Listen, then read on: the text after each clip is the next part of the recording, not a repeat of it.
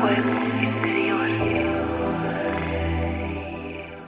Amigos, ¿qué tal? ¿Cómo están ustedes? Buenos días, buenas tardes, buenas noches, buenas madrugadas. Los saludamos directamente desde la Ciudad de México, transmitiendo para nuestro proyecto 2013, y ustedes saben que todos los lunes de 6 a 7 de la noche, pues estamos aquí precisamente en Alternativa México, donde presentamos los análisis de la política nacional e internacional. En algunas ocasiones tenemos invitados para que nos hablen precisamente de algunos de los proyectos de trabajo. Y bueno, pues el periódico Reforma nos hace una presentación de una información muy importante, ya que pues ustedes recordarán que la profesora Elbester Gordillo pues fue requerida para algunos asuntos importantes aclaratorios. Se encuentra recluida en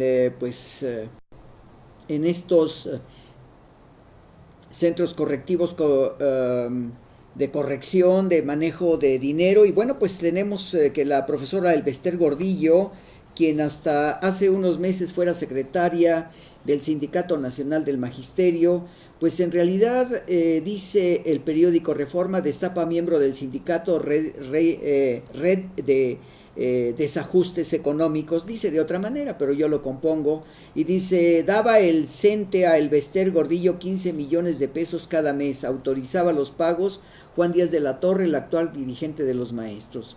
Elbester Gordillo gastaba de 7 a 15 millones de pesos mensuales, y los recursos por lo general provenían de cheques firmados por el actual líder magisterial Juan Díaz de la Torre y el exmarido de la maestra Francisco Arriola. Así lo reveló Eric Salvador Rodríguez García, detenido el día siguiente de la captura de Gordillo y después arraigado.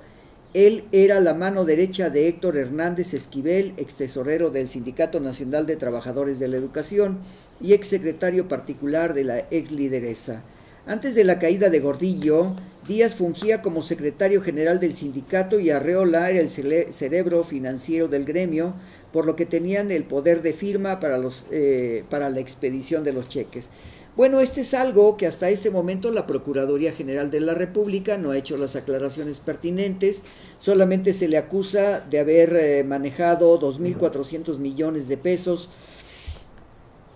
Y la pregunta sería: ¿hasta dónde la Procuraduría General de la República pues tiene estas investigaciones para continuar la profesora Elbester Gordillo en la penitenciaría y estar purgando pues las acusaciones que hasta este momento no han sido aclaradas, ya que se inicia este movimiento a través del nuevo gobierno? Prácticamente a menos de un mes de haberse integrado, hacen la acusación directamente a Elbester Gordillo de manejo de una pérdida de 4.200 millones de pesos que supuestamente le entregaba a la Secretaría de Educación Pública.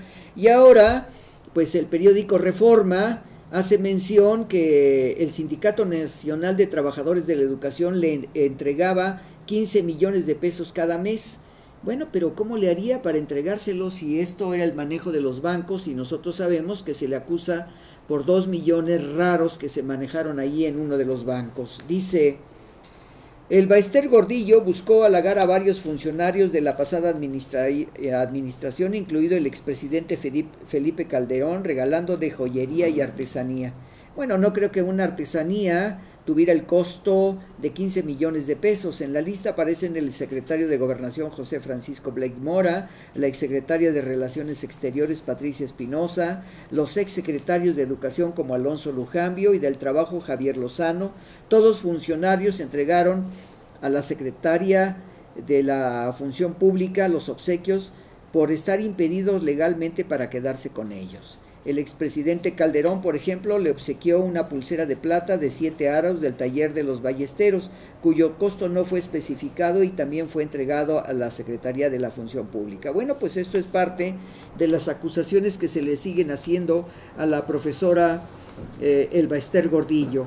Yo creo que pues esto tendrá que ser aclarado en su momento, y el nuevo secretario del Poder Judicial pues tendrá que darle información al gran público y a los maestros sobre el movimiento de la profesora Elbester Gordillo. Bueno, vamos a pasar ahora al movimiento 132. Recuerden ustedes que acaba de cumplir pues precisamente poco más de un año del ejercicio. Dice: ¿Qué quedó Yo Soy del 132? A un año del nacimiento de este movimiento, integrantes del grupo hacen un recuento de lo que dejó al país. Bueno, pues vamos a buscar estos elementos acerca de esta circunstancia del movimiento 132. Y bueno, pues la verdad, amigos, es que pues en realidad el movimiento 132 prácticamente ha desaparecido, porque el movimiento de reclamo que se hicieron a la Universidad Iberoamericana, y sobre todo donde nace el movimiento 131, que eran todos los estudiantes que habían hecho la protesta en contra del actual presidente Enrique Peña Nieto, bueno, pues después hubo una serie de movilizaciones y ha ido desapareciendo poco a poco este movimiento 132.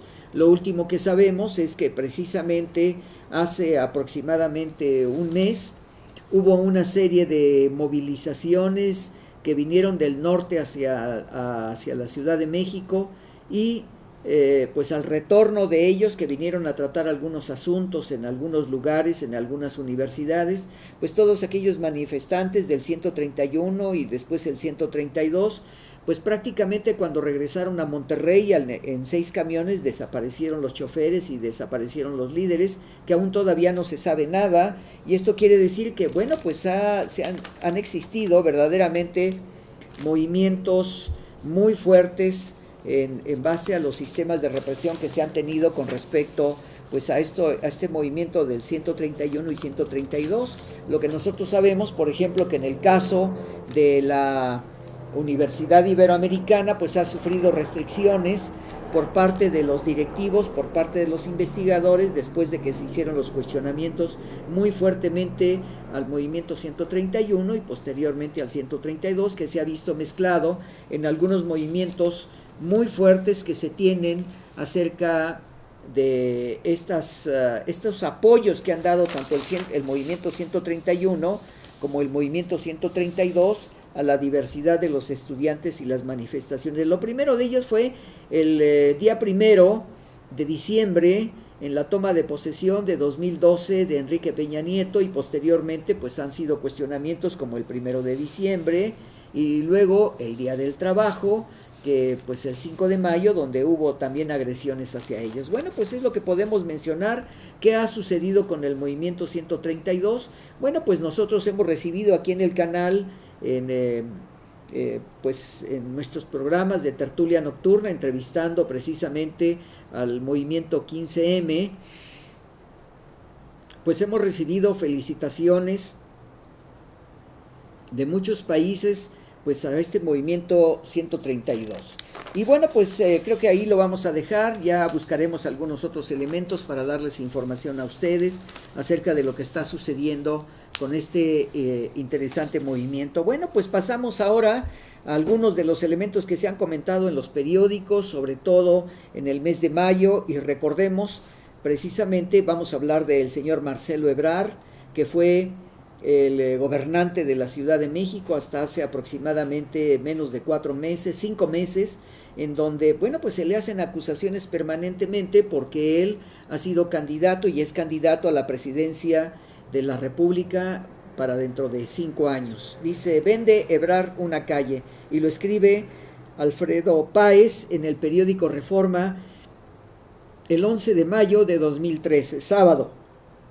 La administración de Marcelo Ebrard vendió a un hotel 434,5 metros cuadrados de una calle en la colonia Santa Cruz Atoyac, delegación Benito Juárez. La compraventa de dicha porción de la calle Juárez en 4 millones de pesos se concretó el 6 de abril de 2011, según consta en las escrituras públicas 59483 de la notaría 227, de las cuales Reforma tiene copia. Previamente, el 20 de diciembre de 2010, esa vialidad fue desincorporada del patrimonio público por medio de un decreto firmado por Ebrard en favor del Hotel Royal Plaza, ahora Holiday Inn, que se publicó en la Gaceta Oficial.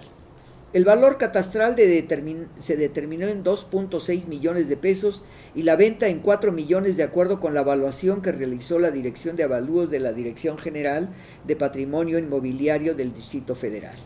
En noviembre de 2010, Ebrard también desincorporó 3.698 metros cuadrados de la calle Enrique Rebsamen en la Colonia del Valle, en favor de la cadena comercial mexicana, que pagaría 18.4 millones de pesos, pero la venta de esa vialidad se frenó por protestas vecinales. Bueno, exactamente lo que estamos viendo en estos momentos, con lo publicado en el periódico Reforma el 11 de mayo de 2013, está sucediendo exactamente lo mismo con esta calle en la Santa Cruz Atoyac, en la delegación Benito Juárez, en donde pues la calle Juárez pues no puede ser vendida, y no puede ser vendida algunos elementos de las calles por servicio público, porque una cosa es la propiedad personal de un hotel o de una casa, y luego la siguiente en la banqueta, que corresponde al gobierno del Distrito Federal, donde es uso social y económico para transitar en esa calle.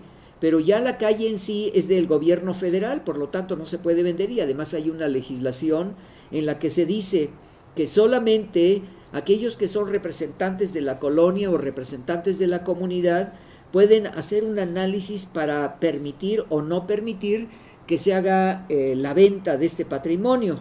Si no, pues si se hace la venta del patrimonio, ¿cómo van a poder accesar, por decirlo de una manera, los automóviles o los transeúntes que van directamente a su casa? Porque esa es una calle donde está construida pues las casas de vecinos, y tienen que entrar por algún lugar. Hay algunos que tienen automóvil y tienen que entrar en automóvil.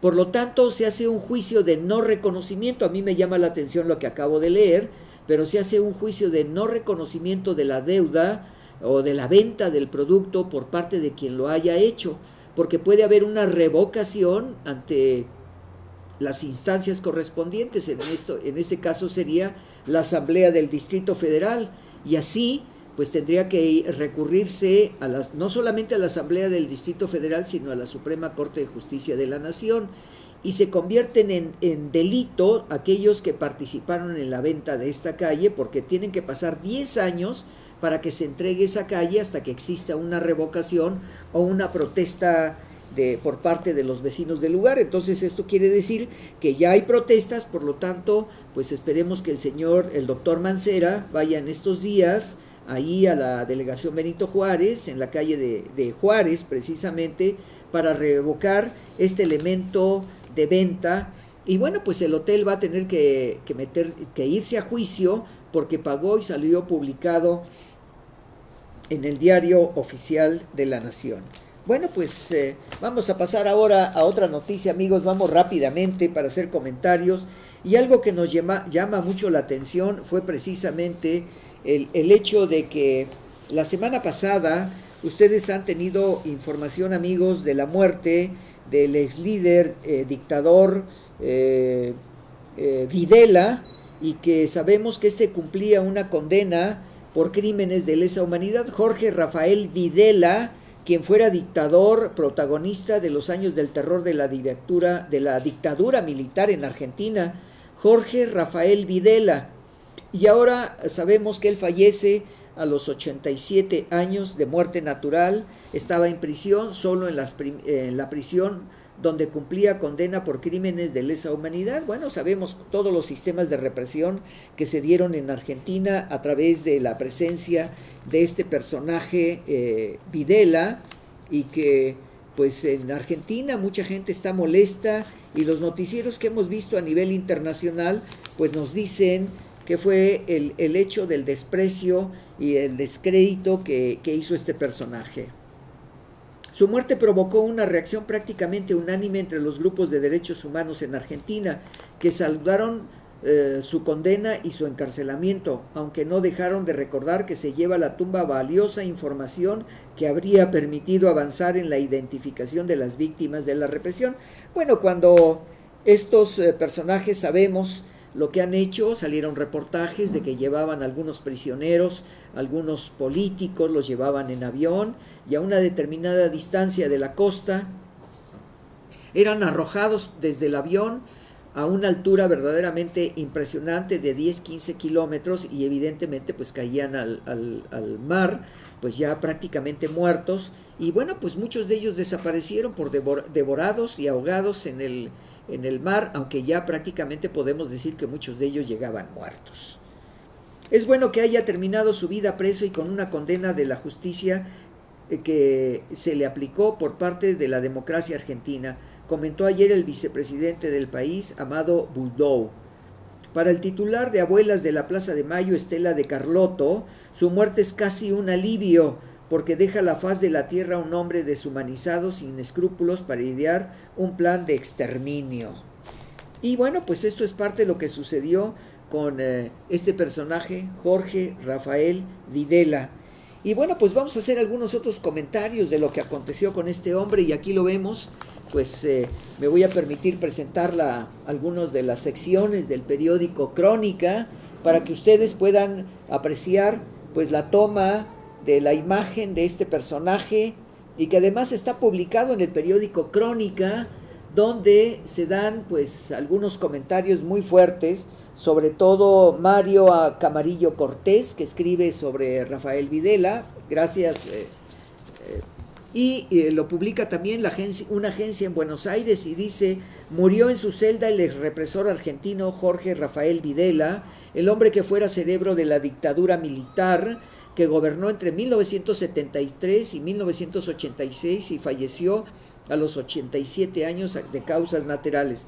Y las fotografías de toma de poder de este personaje pues son verdaderamente impresionantes, porque solamente pues los grandes altos militares, los golpistas, en el 24 de marzo de 1976, que fue parte de la fotografía que acabamos de ver, muestra al entonces teniente general Jorge Rafael Videla y el comandante de la Marina Emilio Mazzera, segundo a la izquierda, de acuerdo a lo que dice este documento, durante la ceremonia de investidura en el Palacio Presidencial de Buenos Aires. El exdictador argentino Jorge Rafael Videla, símbolo de una época de terror que vivió el país sudamericano entre 1976 y 1981, murió ayer por causas naturales a los 87 años de su edad, y en una celda de la cárcel de la localidad bonaerense de Marcos Paz, donde cumplía la sentencia de cadena perpetua por los delitos de lesa humanidad perpetrados durante la presidencia de facto, informaron medios locales. Bueno, aquí han resultado historias muy fuertes, muy interesantes, porque debido a que estos hechos, pues muchos de las víctimas, y sobre todo como victimarios en la política, los victimarios y a las víctimas pues eran enterrados hasta en los jardines, en los parques públicos, y se han hecho trabajos muy importantes de investigación para poder determinar si la muerte de estos personajes tenían una función muy específica. Bueno, amigos, pues esto es parte de lo que podemos decir de la muerte de este dictador implacable, y sobre todo de Rafael Videla en Argentina en 1978, en los días previos a la inauguración de la Copa del Mundo. Grupos de activistas que posteriormente serían bautizados por las Abuelas de la Plaza de Mayo y Madres de la Plaza de Mayo denunciaban que las desapariciones civiles se multiplicaban. Bueno, pues otro de los elementos es que dentro de las actividades que se realizaban en la Argentina, este personaje pues ordenaba los asesinatos colectivos, y bueno, Videla entró en un vestidor del equipo peruano acompañado del entonces secretario de Estado Henry Kissinger. Les habló de una supuesta liberación de las 13 compatriotas a cambio de los resultados que se daban. Bueno, pues ahí dejamos a este personaje, a este ser despreciable, como le llaman las Abuelas de la Plaza de Mayo, y que se llevaba a la tumba toda su información. No podemos decir aquí descanse en paz, porque no lo van a dejar descansar en paz pues prácticamente todas aquellas mujeres en Argentina. Y bueno, pues vamos a ver algunos otros de los documentos que se han hecho, y dice Liraga: hola, disculpen, ¿qué pasó con la entrevista del 15M? Bueno, lo vamos a hacer próximamente, porque nuestro coordinador no se encuentra en México. Qué bueno, Liraga, yo te Te agradezco de sobremanera que nos haga recordar esto. Pensábamos que íbamos a hacer lo del 15M el día de hoy, pero resulta que nuestro invitado coordinador con España del 15M no se encuentra en la Ciudad de México desde hace 15 días. Probablemente vamos a buscar la fecha más apropiada para hacerlo, porque la entrevista del 15M va a tener un resultado muy importante, porque recuerden ustedes que el tema era precisamente Franco y la monarquía en España. Y evidentemente el día que nosotros íbamos a pasar la entrevista no tuvimos internet. No queremos pensar mal, pero no hubo en esos momentos para permitir la transmisión técnica desde la Ciudad de México y hacer el Skype. Pero no se preocupe, próximamente, quizá en 8 o 15 días, vamos a tener esta plática con ustedes sobre el 15M, en donde el tema va a ser Franco y la monarquía en España, que es un tema muy interesante, que nos han estado mandando mails de diferentes partes del mundo. Y quiero mencionar a quien nos escribió esta pregunta, que además van a intervenir de muchos lugares de Europa. Prácticamente tenemos una constante entre 57 y 75 países, donde algunos interesados del movimiento de la revolución de la primavera en Egipto, de las revoluciones en Libia, de la revolución y de los movimientos en España, están muy pendientes de ello. Así es que te agradezco mucho, Liraga, que nos hagas este comentario. Bueno, pues vamos a otro elemento importante para comentar. Y fíjense ustedes que salió hace unos días en uno de los periódicos que se publica La Razón, pues algunos comentarios muy fuertes acerca de la identificación de algunos de los pues enmascarados que se presentaron tanto el 1 de diciembre en el movimiento, y después el movimiento del 1 de mayo, pues ya están identificados todos estos líderes, y se publicó precisamente en el periódico La Razón la identidad de muchos de ellos, hasta con los nombres de cada uno de estos personajes. Y sobre todo, pues ya identificados ellos, pues ya la policía está actuando para ir a buscarlos y comentar pues algunos de ellos, para llevarlos y preguntarles y enjuiciarlos y llevarlos a la cárcel. También son de los que tomaron la torre de rectoría de la Universidad Autónoma de México. Dice así: identificados, para mí, mis amigos Liz y Edmundo, por el nacimiento de su nuevo amor, Florencia. Publicado en el periódico La Razón el martes 14 de mayo de 2013. Dice: tanto por su derecho interno como por el derecho internacional, las autoridades mexicanas están obligadas a investigar y sancionar el daño a la torre de rectoría. No estamos hablando de quieren o quienes no quieren que se haga esta investigación.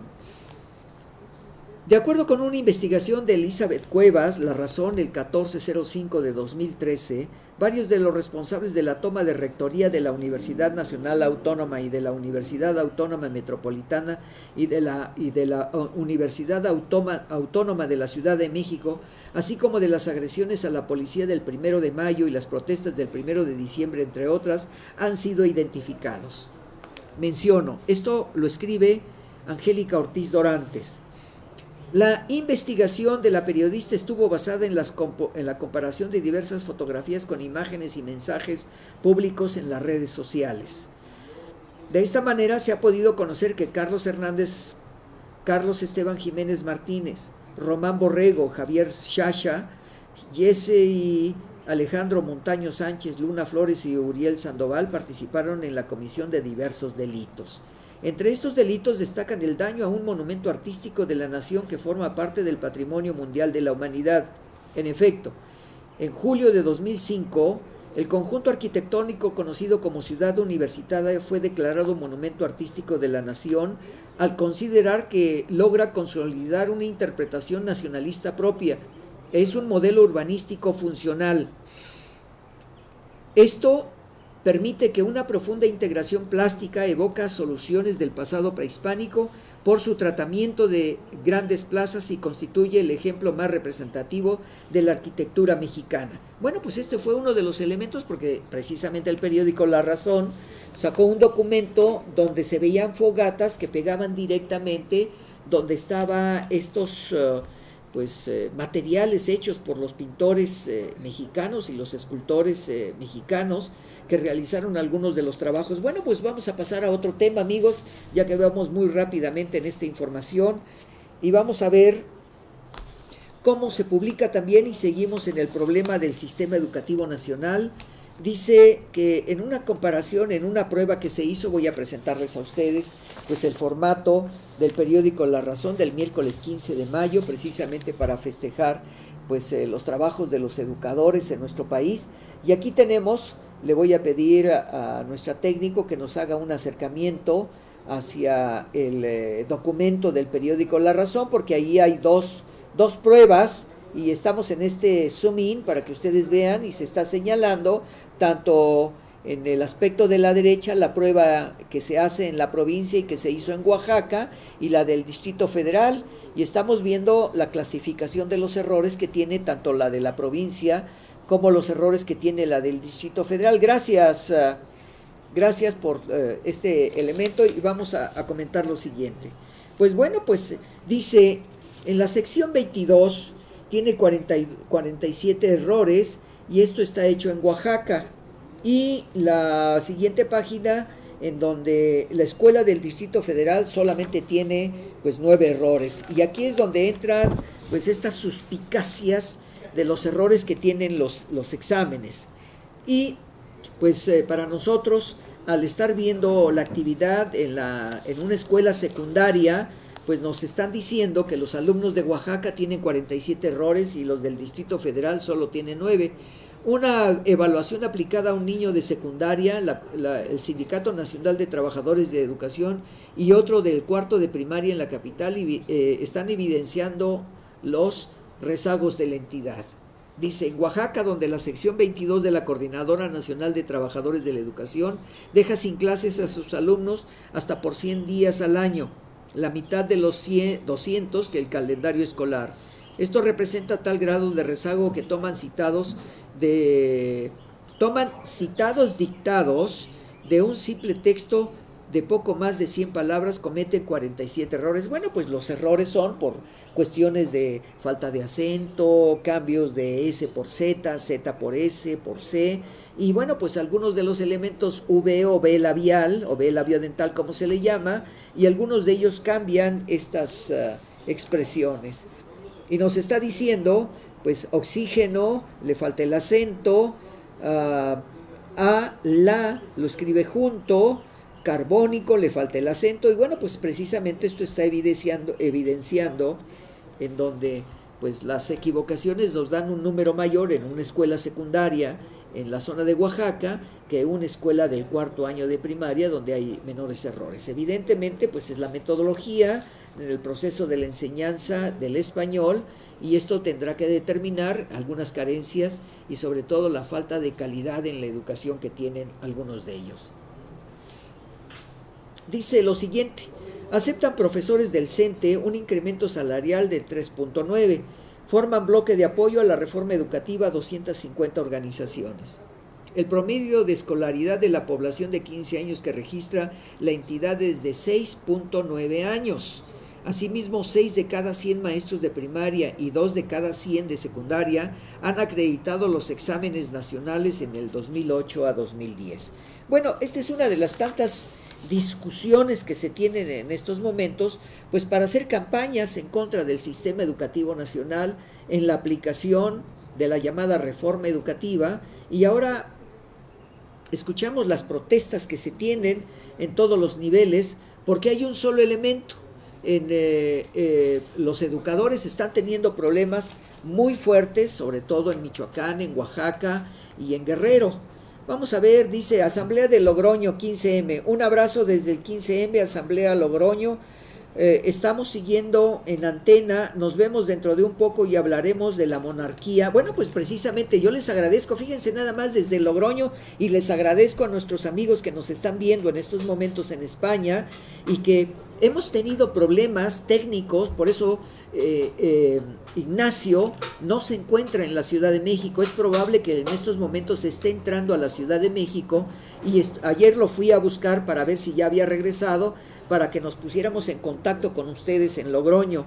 Y quiero decirles que está muy entusiasmado en muchas partes del mundo escuchar precisamente a ustedes en los comentarios de Franco y la monarquía en España.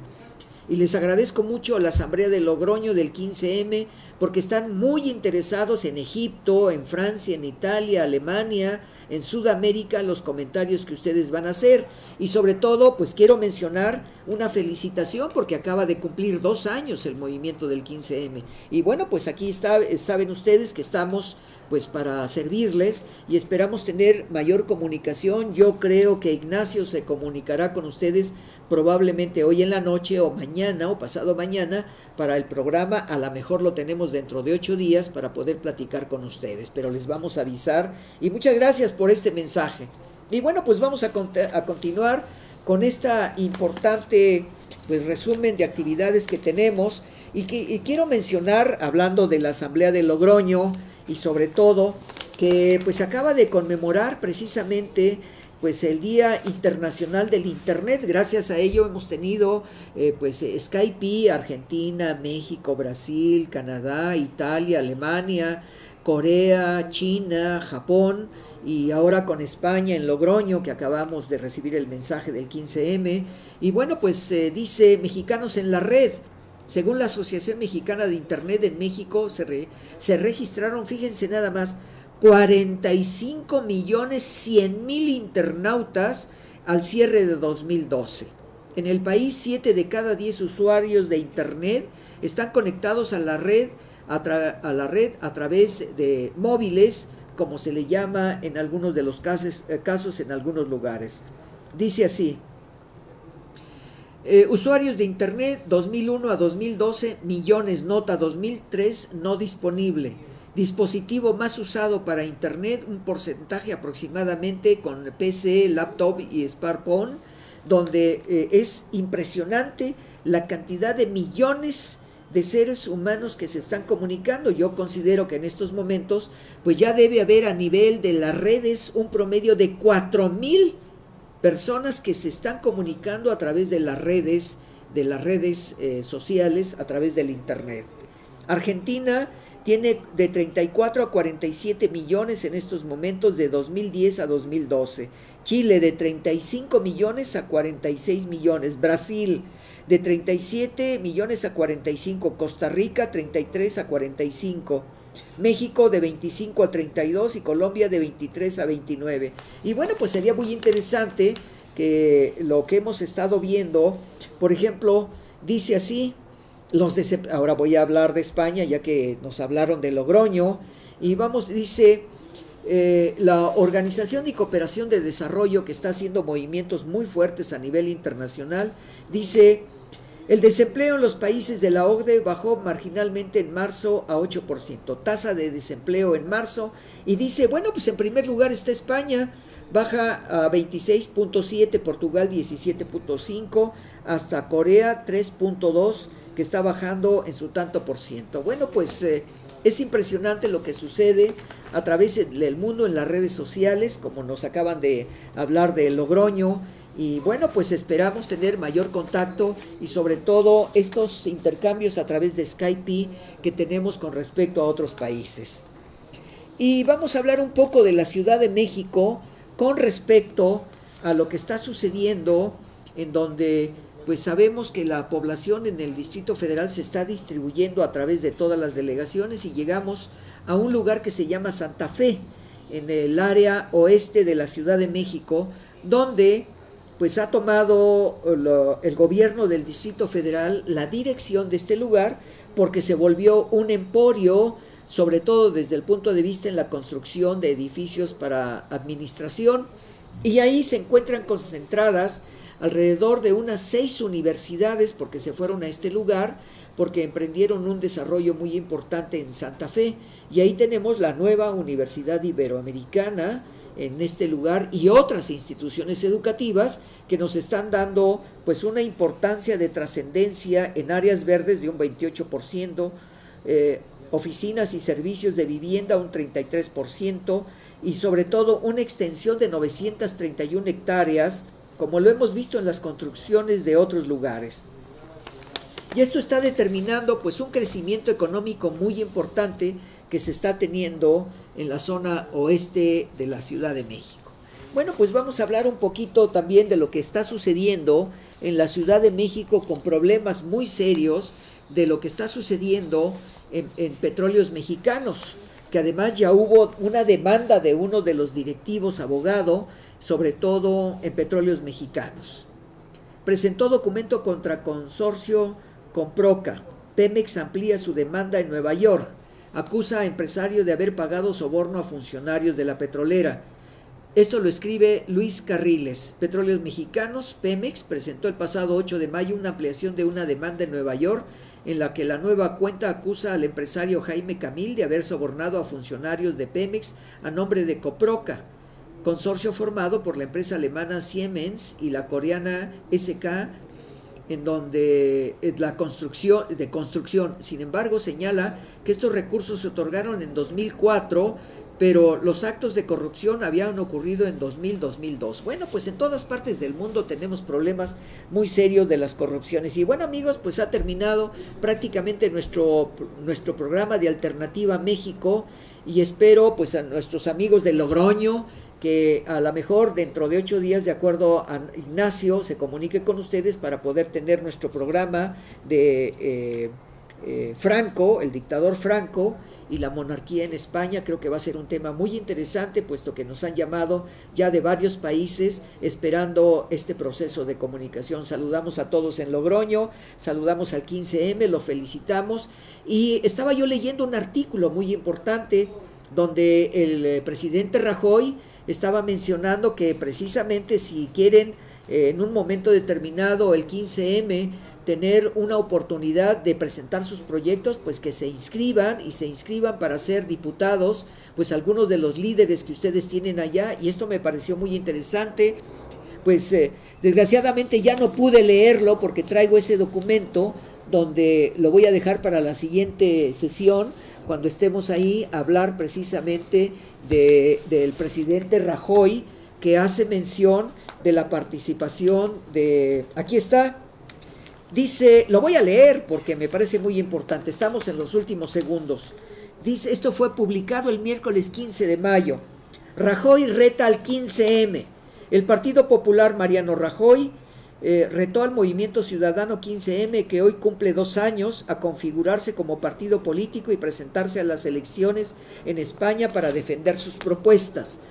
La mayor publicación viene en la página 6 de la sección global y dice así: Rajoy lanza reto al 15M. El Partido Popular de Mariano Rajoy reta al Movimiento 15M, que hoy cumple 2 años, a configurarse como partido político y presentarse en las elecciones de España para defender sus propuestas. Y yo lo avalaría para que ustedes hagan su protesta. Si dicen que representan al pueblo, la mejor manera de hacerlo es conseguirlo con votos, manifestó ayer el portavoz adjunto del Partido Popular en el Congreso de los Diputados, José Antonio Bermúdez de Castro.